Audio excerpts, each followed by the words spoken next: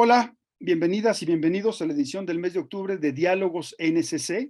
Estos encuentros virtuales son una iniciativa del Noticiero Científico y Cultural Iberoamericano de la Asociación de Televisiones Educativas y Culturales Iberoamericanas, la ATEL. La intención de Diálogos NSC es hablar acerca de distintos temas en torno a la conmemoración de una fecha internacional. En este caso, hoy, 30 de noviembre de 2022, queremos conmemorar el Día de la Música. Mi nombre es Enrique Blanc, yo soy periodista musical, colaboro con Radio Universidad de Guadalajara y soy editor de la revista digital La Banda Elástica. Agradezco mucho la invitación para moderar este diálogo virtual sobre la evolución de la industria musical en la era digital. Queremos agradecer la colaboración de Canal 44 de la Universidad de Guadalajara, con quienes compartimos la transmisión en vivo en este diálogo virtual por Facebook y a través de la página de NSC Iberoamérica. Para que conozcan a nuestros invitados de este diálogo virtual, les presentaremos brevemente su trayectoria. Carlos Chirinos, Venezuela. Actualmente es curador asociado de música latina en el Lincoln Center for the Performing Arts en Nueva York, asesor de los premios Grammy, asesor del Music Business Academy en Nigeria y trabaja como editor de desarrollo con el artista Rubén Blades. Dani Rivas, Brasil.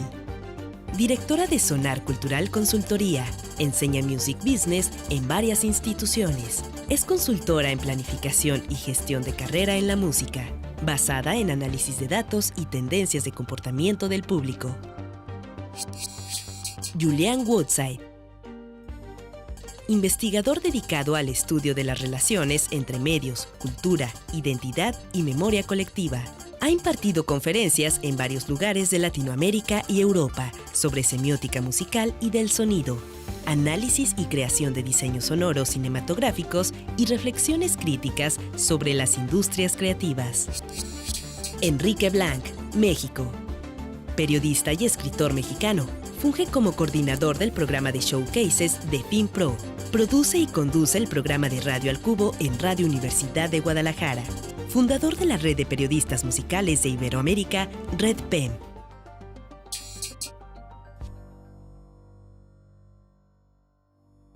Les invitamos a anotar todas sus preguntas y comentarios en esta transmisión en vivo a través del Facebook de NSC Iberoamérica y Canal 44 para más adelante hacer esta dinámica de preguntas y respuestas con nuestros invitados. Vamos a iniciar con este panel, esta charla, esta conversación con la evolución de la industria musical en la era digital, que pues en realidad seguramente Dani Rivas, Julián Woodside y Carlos Chirinos pensarán que es un tema muy amplio, que se puede abordar desde distintos ángulos. Hay mucho que decir al respecto, pero bueno, abordaremos algunos tópicos que tienen que ver con el consumo digital, que es tal como estamos hoy en día escuchando, consumiendo y sustentando una industria musical. También con el cambio de paradigma que ha acontecido en los años recientes. Hablaremos también de las experiencias en vivo y sobre todo de los mercados musicales, que es una herramienta muy interesante que en la década pasada ha tenido un auge y además una relevancia notoria. Pero bueno, diré que obviamente la red Internet cambió nuestra vida de forma radical y en lo que tiene que ver con la industria musical, o sea, que no está exenta de esta transformación. Y para iniciar, haré la siguiente pregunta, pero en realidad es una invitación a reflexionar un poco sobre cómo estamos consumiendo hoy en día a través de las plataformas digitales música, ¿no? Y qué implicaciones, ventajas y desventajas tiene este hecho. En el marco de la pasada edición de la Feria Internacional de la Música, que es un evento que organiza la Universidad de Guadalajara, la FIM, un directivo de una discográfica multinacional aseveró que a diferencia del pasado, donde estas compañías proponían el talento que llegaría a tener éxito en el horizonte de la música, hablamos un poco de los años 70, 80, cuando las multinacionales como Polygram o Sony o RC Ariola, de alguna manera condicionaban, dominaban el mercado y los gustos musicales. A través de las reproducciones que hacen de ciertos artistas en las plataformas de streaming, como Spotify, o esto hoy en día, Apple Music o YouTube. Preguntarles, Julián, Dani, Carlos, ¿hasta dónde consideran cierto este argumento? Es decir, que hoy en día eh, la, la, la gente es quien está dictando qué artistas se quieren escuchar o qué artistas van a tener éxito. Julián, creo que tú tienes ahí un conocimiento amplio en ese tema. Me gustaría iniciar contigo. Claro que sí, qué gusto, Enrique, y gracias a todo el equipo que nos invitó a esta mesa. Eh, Creo que para el caso, voy a hablar particularmente de México, hay que entender primero que había una centralización de los medios, de los discursos, de gestores, etcétera, etcétera, ¿no? Entonces, fue muy notorio hace unos años que se publicaron unas listas de los 5 artistas más escuchados por estado de la República, y era muy notorio el cambio hacia la música regional, ¿no?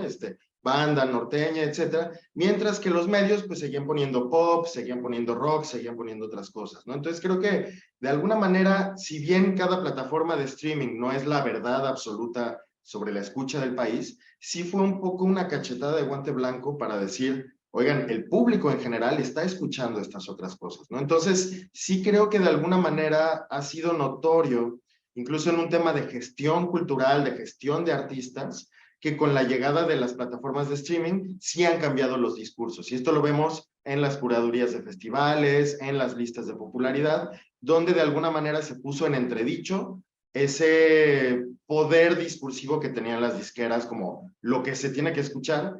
Y yo siempre he dicho que en el caso del periodismo musical se tenía que cambiar este discurso de lo que nos gustaría que sonara en los medios a documentar lo que está sonando. Y creo que las plataformas de streaming nos han permitido tener un panorama más crítico de eso. Gracias, Julián. Dani, ¿cómo es el caso en Brasil? Bueno, primero gracias por la invitación, por estar aquí. Un gustazo estar con amigos y estar hablando en un programa con gente interesada en música, en cultura, en ciencia. Soy una cientista, entonces siempre un gusto hablar con público interesado en eso. Y perdona que hablo portugués como lengua materna y hablo una lengua general aquí que mezcla español y portugués, ¿vale? Bueno, pienso que hay cierta verdad en esta afirmación, pero esta afirmación no nos deja ver cosas que son muy importantes en el contexto general, no solo en Brasil. La industria fonográfica sí era un centro en los años 60, 70, pero el hecho de hoy las industrias fonográficas no sean el centro no significa exactamente que sean las personas que están eligiendo, porque las disqueras, las grabadoras, las majors sí perdieron un poco de la centralidad en el proceso. Se ve, por ejemplo, que las distribuidoras digitales, los agregadores, hacen inversión en artistas, en marketing de artistas, las propias plataformas que no son más redes sociales, pero son medias sociales, también invierten en artistas. Entonces, sí hay una cierta descentralización en los tipos de empresas que están invirtiendo en artistas, pero eso no significa que tenemos una industria descentralizada. Entonces, sí, son las personas que dan el play, pero las personas no están eligiendo solas. Y pongo en eso la importancia fundamental que tienen hoy los sistemas de recomendación algorítmica, tanto en las redes sociales, porque los trabajos que hacen los algoritmos es de entender quién somos, sistematizar nuestros gustos y nuestras opiniones colectivas para armar grandes bancos de datos sobre quién somos, para hacernos recomendaciones que tengan adherencia con este sistema de gustos. Entonces, no es verdad que somos nosotros que elegimos. Si hay una camada anterior a nosotros que está eligiendo y haciendo recomendación.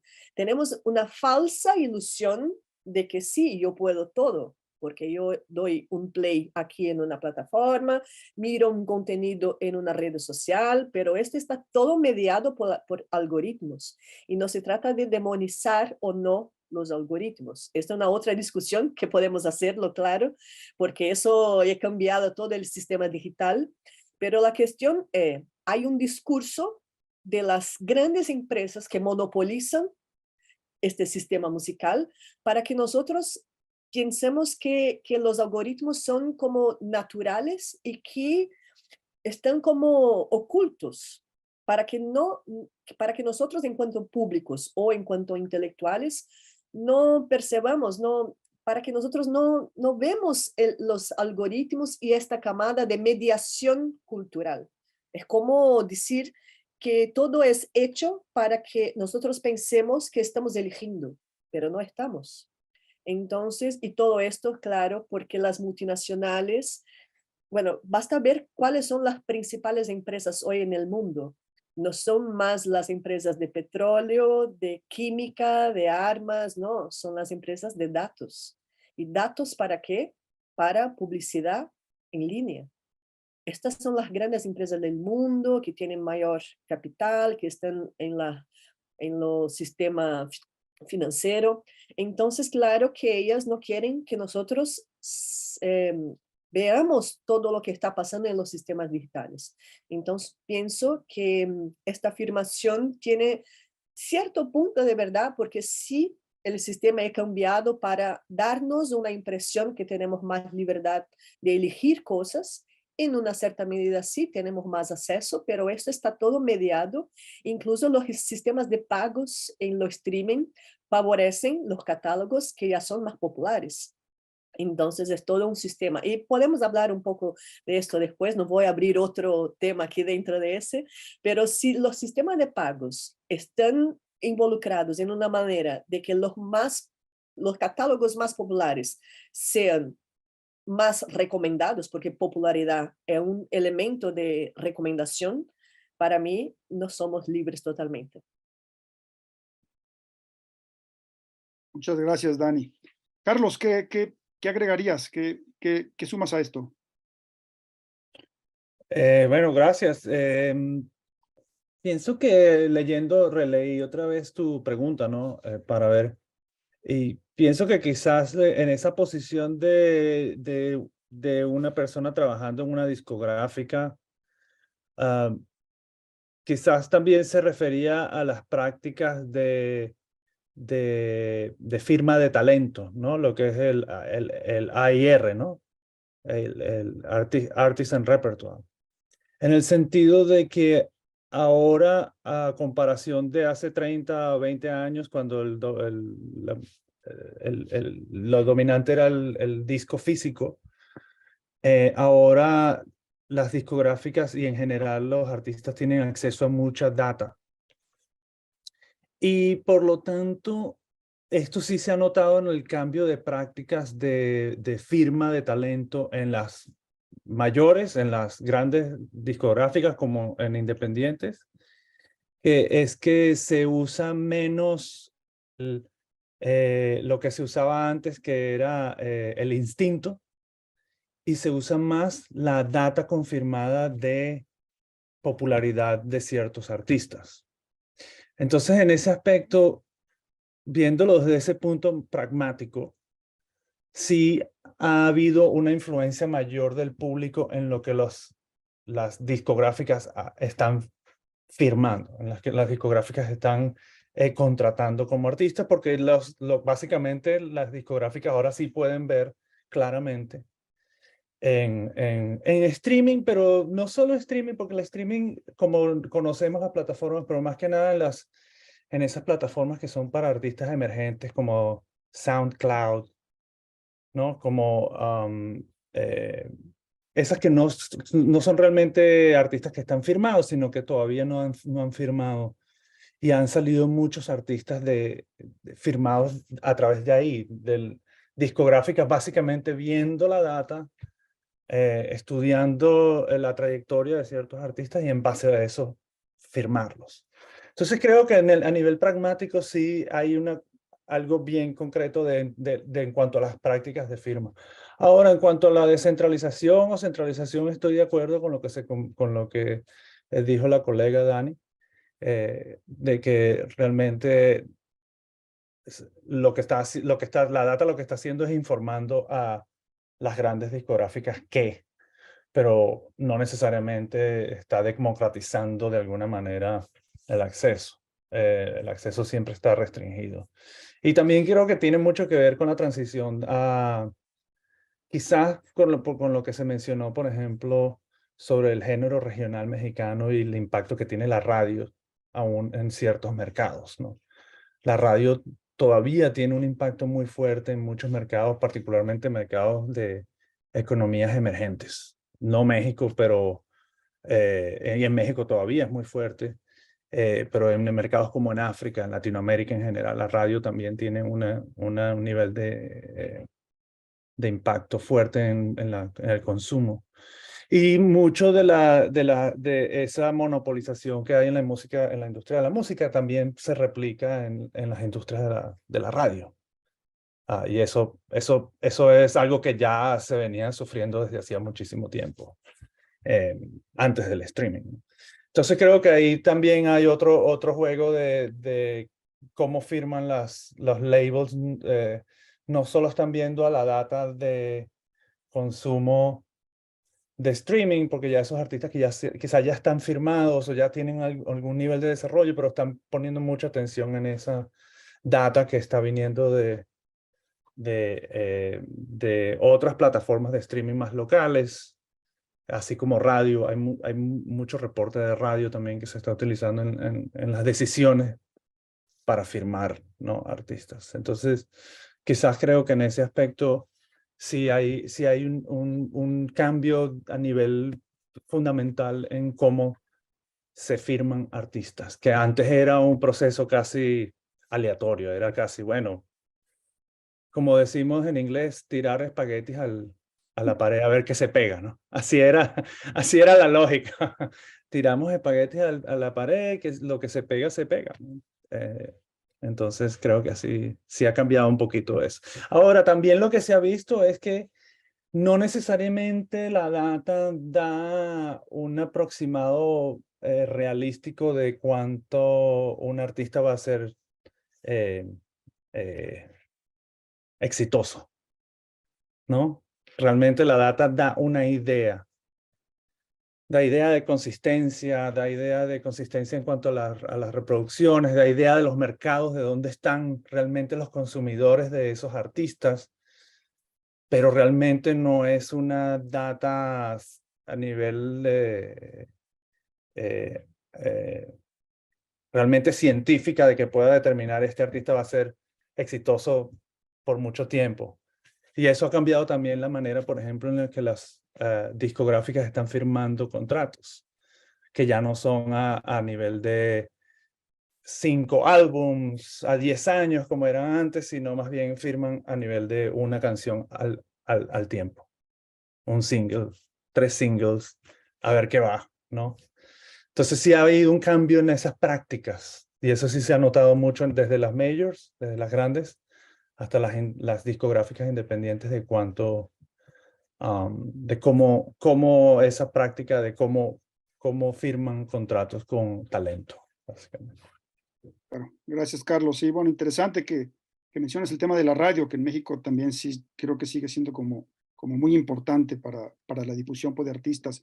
Y bueno, un poco eso tiene que ver con lo que yo hago en Radio Universidad, pues, de Guadalajara, que es estar también cercano, obviamente, a los músicos y ofrecer un escaparate o sea, que de difusión. Hace no mucho tuve una charla con René Sotomayor, que es un productor mexicano que en algún momento estuvo haciendo un proyecto llamado Sotomayor con su hermana, que ahora también tiene un proyecto como solista con el nombre de Pagua. René ahora está haciendo una cosa que, digo, esta subgénero llamado Afrobeats, ¿no?, en México, y trabajando con músicos de ascendencia afro en Latinoamérica, en un proyecto pues llamado Tonga Conga. Hace poco lo entrevisté. Él me dijo que él o sea, y le preguntaba un poco sobre el auge, pues, de la música urbana o del urbano latino, como también se le conoce. Él me decía que él no pertenece a ese género, ¿no? Pero hacía una anotación que me pareció como muy interesante, que decía que no le gustaba tampoco mucho lo que está pasando con esa música en particular, pero esa música sí cambió un paradigma. Es decir, en el pasado, para tener éxito a nivel mundial había que cantar en inglés, pero en la actualidad eso ha cambiado completamente.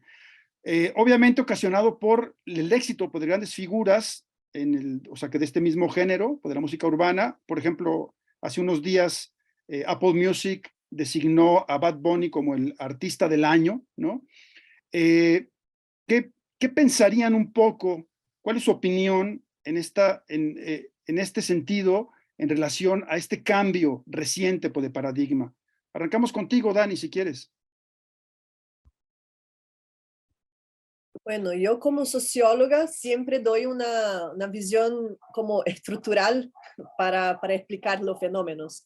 Y pienso que esta situación, que está muy bien descrita, palabras que sí pienso que ha cambiado bastante, pero tiene paralelo con una situación que ya vivimos en la industria en los años 50. ¿Por qué?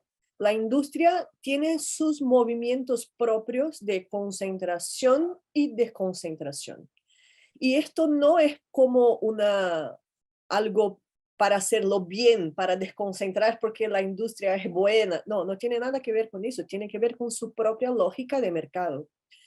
Si pensamos la industria muy concentrada de los años 30, 40 y después la falta que hacían los talentos y después la explosión de los años 50 con Motown, por ejemplo, y los artistas negros y todo, esto hizo parte de un movimiento de concentración y después la falta de talentos y otras características demandaron que tuviese mecanismos más descentralizados para dar pasión a la originalidad, nuevas identidades, nueva música, y esto ha cambiado el mundo.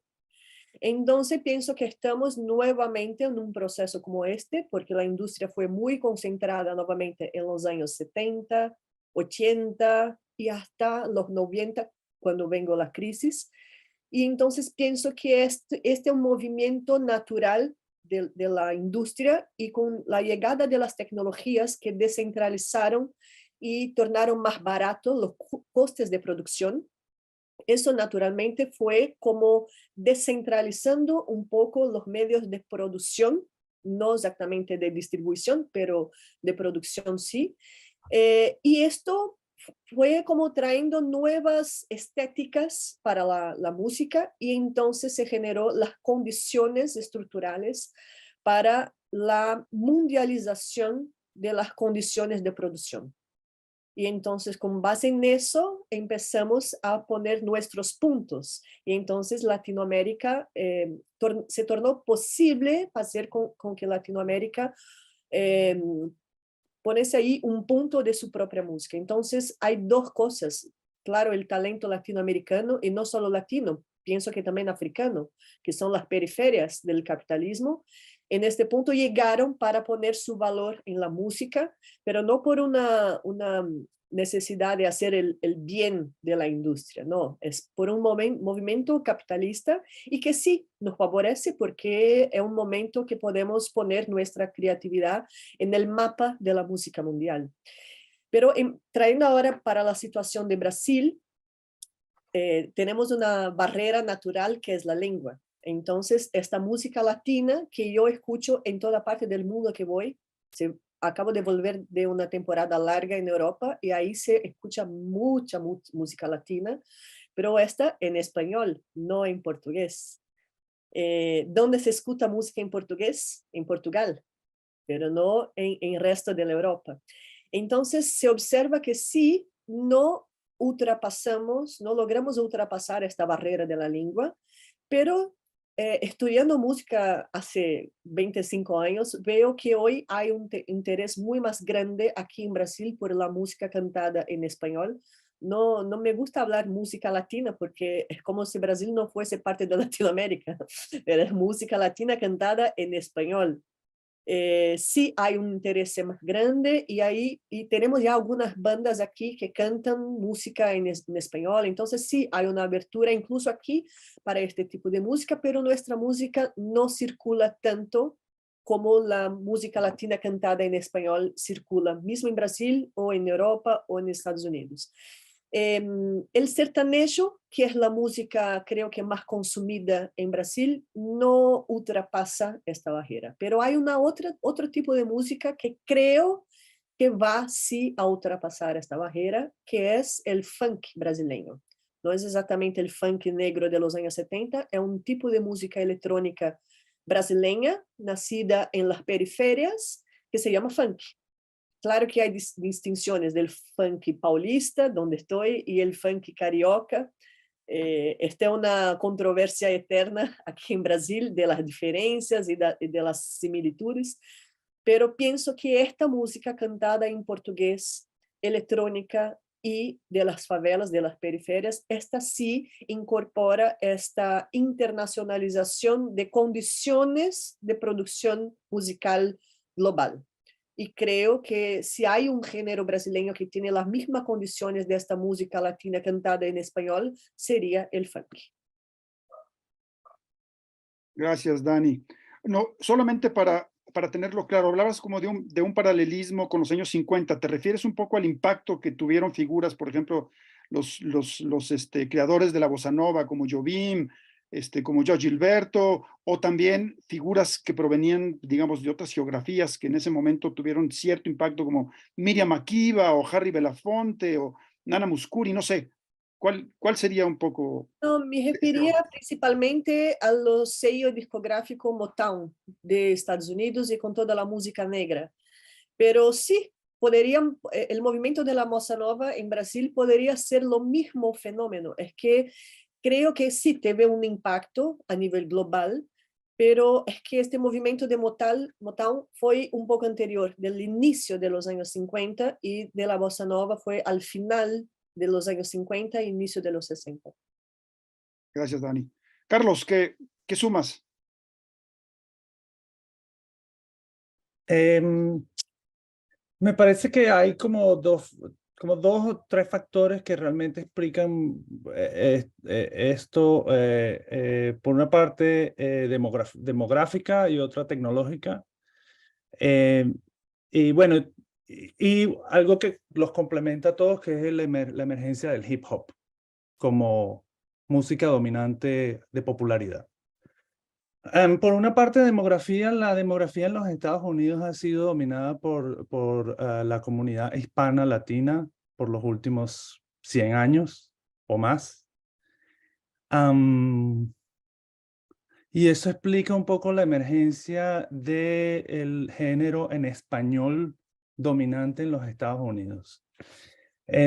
Creo que hay que destacar que aparte de pocos ejemplos, la música popular, el pop, ha sido dominado por anglosajón, particularmente centrado en los Estados Unidos. Y eso ha sido esa es la comparación, ¿no? De que antes había que cantar en inglés, es eso, es con pop, ¿no? Con el género pop. Entonces, por el lado demográfico, el artista hispano ya formaba parte del nacimiento de hip hop. El hip hop que nace en el Bronx, que es realmente donde nace el género urbano. Esto de género urbano es realmente una forma de decir hip hop en el mundo, ¿no? De cualquier forma de representación que evolucionó de un beat y un micrófono, ¿no? Un beat. Entonces, la parte demográfica ya explica la presencia hispánica en la producción de música pop en los Estados Unidos, centrado en Nueva York y Los Ángeles. La tecnología lo hace barato, que es el modo de producción, realmente lo hace barato y accesible a gente en todas partes del mundo, o sea, en favela en Brasil, en barrios en toda Latinoamérica, en Nigeria. Gente básicamente usando laptops baratas con Fruity Loops o FL, el famoso FL Lab, que ha sido un modo de producción realmente para música urbana en todo el mundo. Entonces, esos dos factores realmente han hecho que la música urbana emerja y el dominio de la lengua en español es algo que no es nuevo, no es nuevo en ninguna parte. Latinoamérica siempre ha sido considerado el mercado potencialmente más poderoso en música en general. Tenemos ejemplos de Brasil, Nelson Ned, Roberto Carlos. Realmente Roberto Carlos, sus 120 millones de discos, una buena parte de esos son en español. Laura Pausini. Esos son ejercicios que se hicieron a través de discográficas mayores e internacionales por lo vasto que es el mercado de México a la Argentina, ¿no? Entonces, en Estados Unidos realmente lo que hizo fue la industria se dio cuenta de eso y lo propulsó, por una parte, porque realmente la demográfica latina domina mucho el ambiente ejecutivo de las discográficas, pero que también está representado en consumo. Los consumos dominantes en los Estados Unidos son realmente Nueva York, Los Ángeles, Chicago, Miami, y esos son todos centros de latinidad, particularmente Miami. Y Miami ha sido el centro de producción para toda Latinoamérica en los últimos 20 años y es, o sea, todo Sony Latin, Universal Latin, todos están centrados en Miami, que es dominado por el idioma español. Eso y por otro lado, el crecimiento gigantesco aquí medios latinos en los Estados Unidos. Entonces, una gran producción de música en español, sumada a una gran disponibilidad de medios latinos, ha hecho realmente que la industria crezca a nivel de revenue, ¿no? De generación de ganancias. Entonces, Bad Bunny realmente es la tapa del frasco. Bad Bunny realmente fue el que la botó ¿cómo es? Del campo de béisbol, ¿no? En el sentido de que realmente penetró un mercado mucho mayor,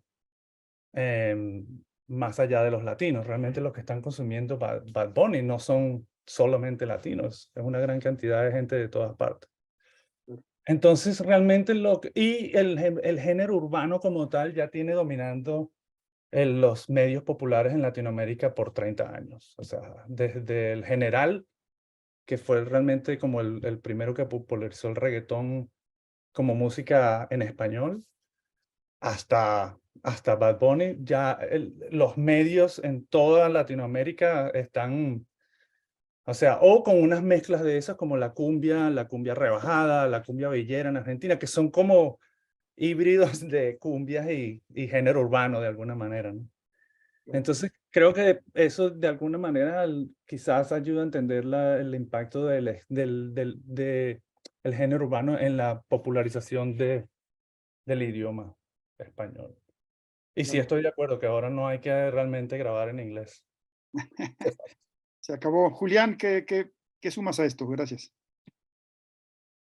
Creo que lo más importante es que tenemos que empezar a decolonizar también los abordajes, porque creo que mucho de lo que se está diciendo es desde una historia occidental centrista anglo, ¿no? O sea, si hablamos de la presencia latina en general, y como dice Dani también, o sea, hacer estos matices entre latino en español a lo que identificamos como Iberoamérica, Latinoamérica, hay que entender, por ejemplo, que no es fortuito que uno de los valses más famosos en la historia lo haya hecho un mexicano, Juventino Rosas con Sobre las olas. No es fortuito que los Beatles hayan cantado Bésame mucho de Consuelo Velázquez, ¿no? No es fortuito que Yugoslavia hubiera un movimiento llamado Jumex, exactamente, o que en Finlandia uno de los géneros más escuchados sea el tango, ¿no? O sea, tenemos que dejar de pensar que la historia se construye desde la historia discográfica de Estados Unidos o de Occidente en este sentido económico.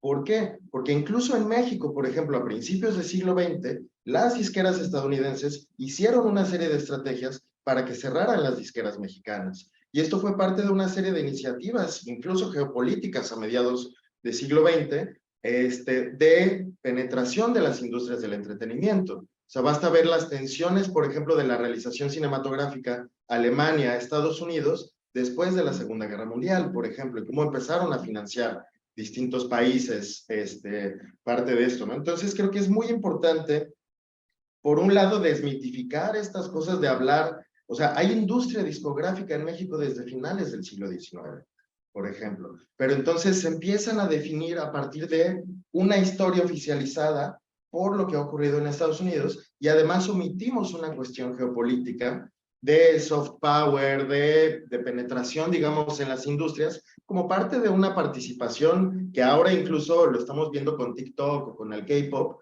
que no es fortuito que Estados Unidos diga, no quiero que entre esto aquí, ¿no? Entonces, o sea, al final de cuentas, Ángela Peralta, el éxito de Cielito Lindo, cantada en inglés por Alma Cogan, Perfidia, o sea, todas estas cuestiones, las bandas después de Avándaro que tocaron en Suecia como Tequila, o sea, ha habido una presencia de la música latinoamericana en el mundo desde principios del siglo XX sin problema, pero hemos perpetuado esa omisión en este sentido, que tiene que ver con apariencias, con desinformación, con ignorancia y sobre todo con falta de documentación, que eso sí, las plataformas digitales nos han permitido empezar a documentar de manera más continua estos aspectos, ¿no? Y esto tiene que ver incluso con relaciones internacionales, por ejemplo, el tema del bolero, el sertanejo, la bachata, etcétera. O sea, ha habido unas migraciones musicales también que hayan estado latentes, pero que hemos preferido más bien voltear a otras latitudes. Juan Gabriel cantando en japonés, por ejemplo, como parte de su éxito. El éxito de los Tigres del Norte, ¿no? O sea, Korn, Rage Against the Machine prefieren colaborar con los Tigres del Norte que con Molotov, ¿no? Y al mismo tiempo empezamos a definir de repente ciertos criterios a partir de cómo se establecieron en Estados Unidos, ¿no? Entonces creo que, y esto retomando el tema del idioma, por ejemplo, ha ocasionado que a partir de mediados del siglo XX haya este arribismo de decir, tenemos que cantar en inglés para ser exitosos a nivel internacional cuando es falso.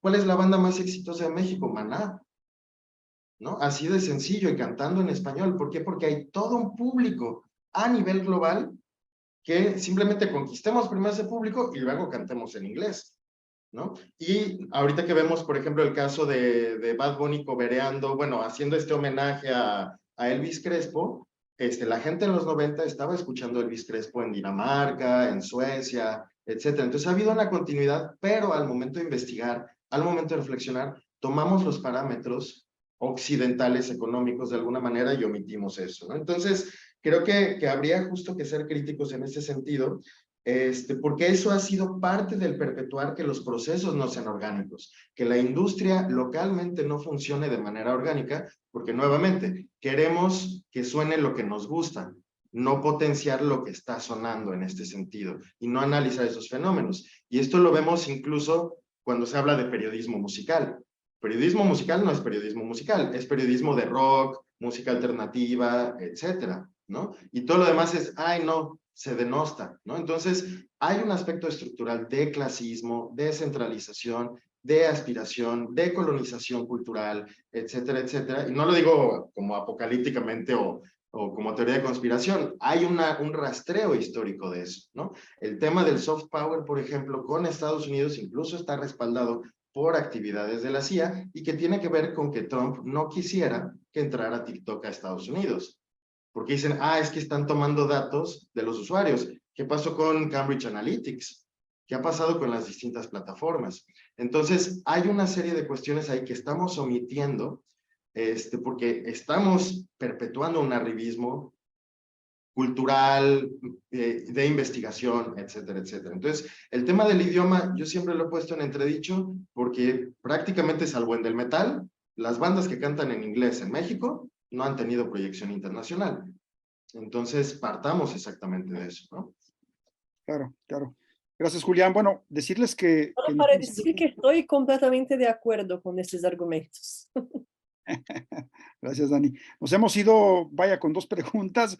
Ya nos restan aproximadamente 10 minutos para cerrar.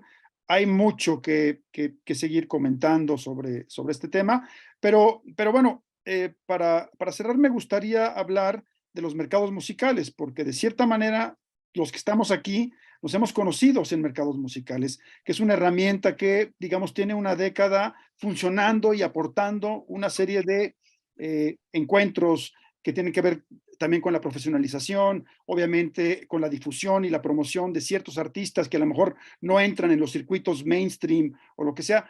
¿Qué creen ustedes que han aportado los mercados musicales? Nombro algunos: Circularte en Medellín, Colombia, FIMPRO en Guadalajara, la Semana Internacional de la Música en San Paulo, la Conferencia de la Música Latina Alternativa en Nueva York, etcétera. ¿Qué creen? Carlos. Bueno, las ferias son realmente esenciales para mantener la industria y la comunidad, ¿no? Me gustan las que presentan talento local más que talento internacional o de otras partes. Y yo por mucho tiempo atendía a ferias en Europa y realmente me fastidian ahora. Y solo quiero ir a ferias que sean en Latinoamérica. Hay muy pocas en África que quisiera, o sea, que hay, pero que quisiera ir también. Pero por una parte son esenciales para la industria del booking, la industria del tours, de los tours, porque realmente generan un espacio, crean un espacio para que que los artistas y sus representantes se conecten, ¿no? Entonces y para esto de conocer a otras personas en tu mismo género, o en géneros, o que tengan los mismos intereses, que es parte esencial de la comunidad, ¿no? De formar una comunidad que facilite esto, ¿no? Que facilite la presentación de músicas alternativas, músicas nuevas. Entonces, pues, a mí me fascinan ir a todas, más que nada las que son, este año, en estos últimos meses fui a Bogotá, al Mercado de la Música en Bogotá Music Market, a la Feria Internacional de Música en Guadalajara, quise ir a Circulart, pero sí, me parecen esenciales para la industria de la música y para la industria de los mercados, de la industria cultural en general. Claro, Carlos, gracias. Julián, por favor. Creo que han servido, o sea, sí es interesante porque se han empezado a reforzar vínculos a nivel Latinoamérica. Digo, nos empezamos a encontrar, empezamos a identificar también aspectos que atraviesan a toda la región, ¿no? Que es algo que he platicado mucho con Dani en ese sentido y que supongo que Carlos también coincidirá, que hay muchas cosas que históricamente nos atraviesan y que obviamente permean en la industria. Ahora, creo que una cosa que sí sería importante tener presente es nuevamente este aspiracionismo que tenemos. El mundo ahora va a voltear a Latinoamérica, ¿no? 2018, Spotify define a la Ciudad de México como la meca del streaming a nivel global. Ahora se está hablando de ciudades gatillo o trigger cities, ¿no? De estas ciudades donde conviene invertir para proyectar a nivel global. Santiago, Ciudad de México, Sao Paulo son ciudades gatillo en este sentido. Y hay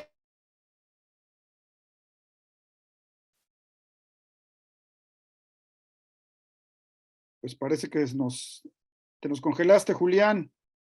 Se quedó ahí, parece que se fue la conexión. Bueno, si quieres, continuamos contigo, Dani, y si regresa Julián, cuestiones. ahí está, ahí está.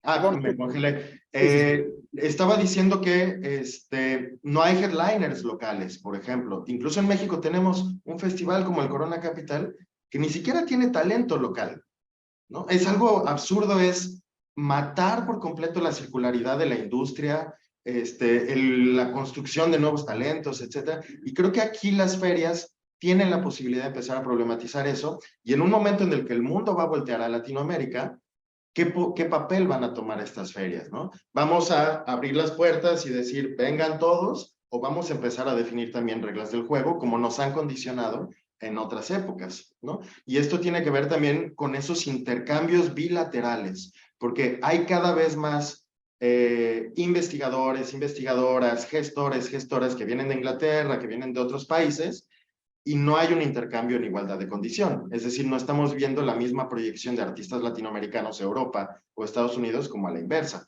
Entonces, ahora creo que es un muy buen momento para que se coordinen las ferias y empezar a definir, no un tema, nuevamente, no son nacionalismos, no son patrioterismos, es simplemente una participación digna, justa y en igualdad de condición en una industria donde se están beneficiando al final de cuentas económicamente, etcétera. Y esto también tiene que ver con lo que estamos viendo con Airbnb, etcétera, y con esto cierro mi idea, del tema de los datos que decía Dani al inicio, ¿no? O sea, ok, está drenándose mucha información mediante estas plataformas.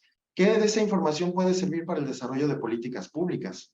¿No? Porque todas estas plataformas también implican una fuga económica, ¿no? Entonces tiene que haber una regularización, tiene que haber una postura más crítica al respecto, y creo que en las ferias, que siento que se ha gestado un poco, pero es necesario potenciarlo más, de ser críticos con respecto al desarrollo de políticas públicas y no simplemente beneficiar estas redes de artistas, porque si no hay una red que sostenga estas redes de artistas, seguiremos con el mismo problema de que no se puede hacer una gira por Latinoamérica por inseguridad, porque no hay ciertas plataformas y Centroamérica está desaparecido del mapa de las industrias creativas, todas estas cuestiones que creo que es un momento crítico para plantear.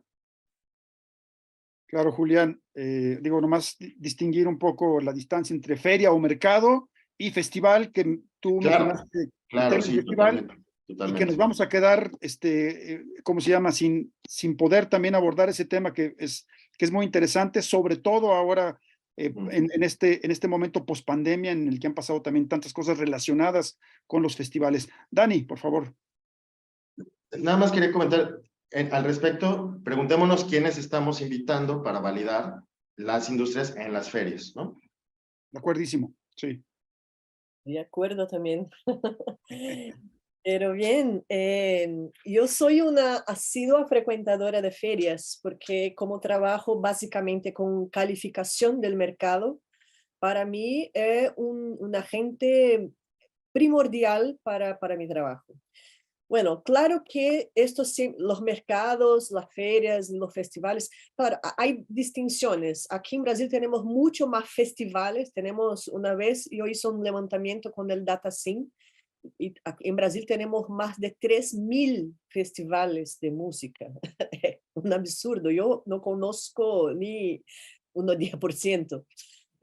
Pero hay muchos festivales, pero no hay mercados.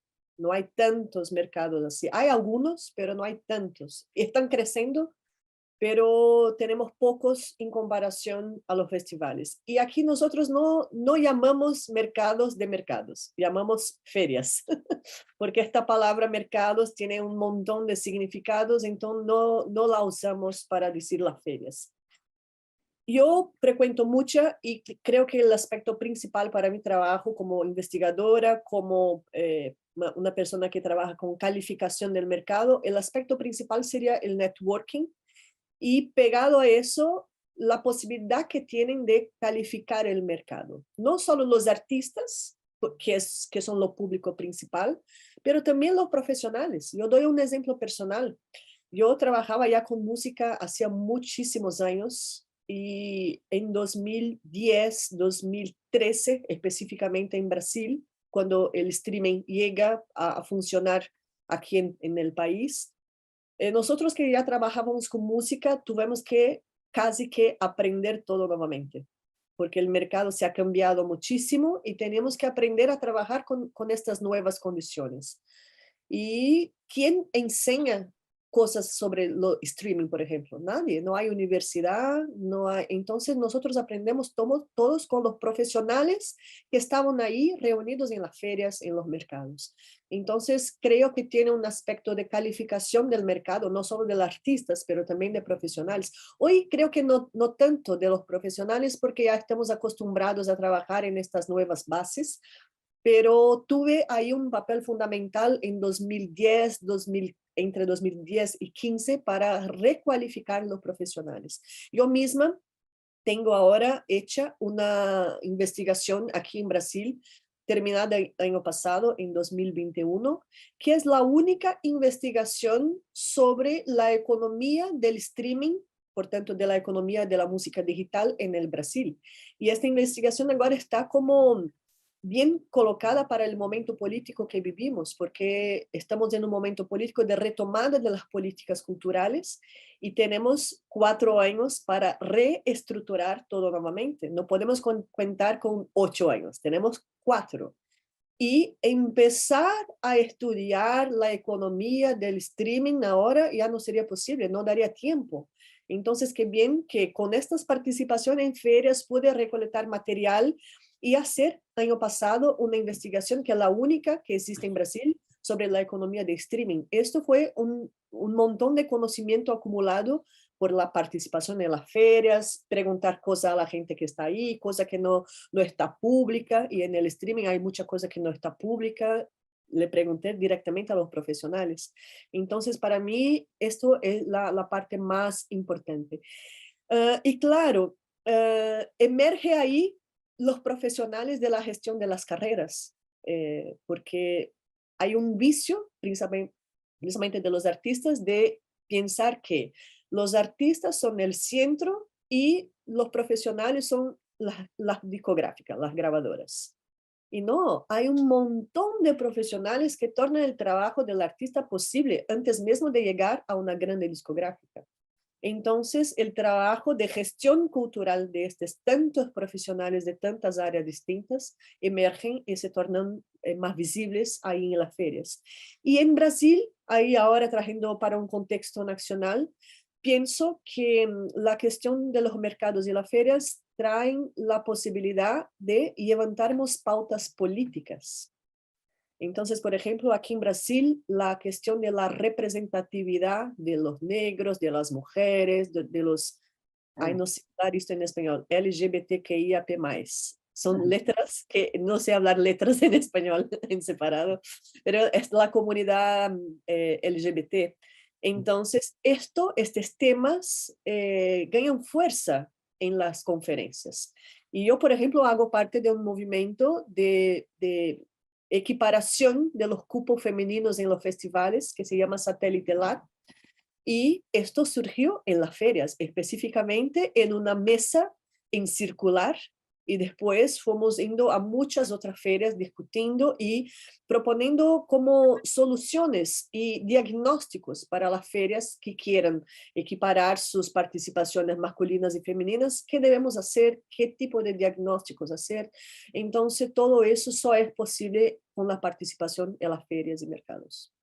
Gracias, Dani, por tu contribución. Vamos a despedir. Muchas gracias a todas y todos por conectarse y asistir a esta edición del mes de noviembre de Diálogos NSC con motivo del Día de la Música. También agradecemos a nuestros invitados de hoy, Dani, Carlos, Julián, por compartir sus experiencias y su conocimiento con los seguidores de NSC Iberoamérica y del Canal 44 de la Universidad de Guadalajara.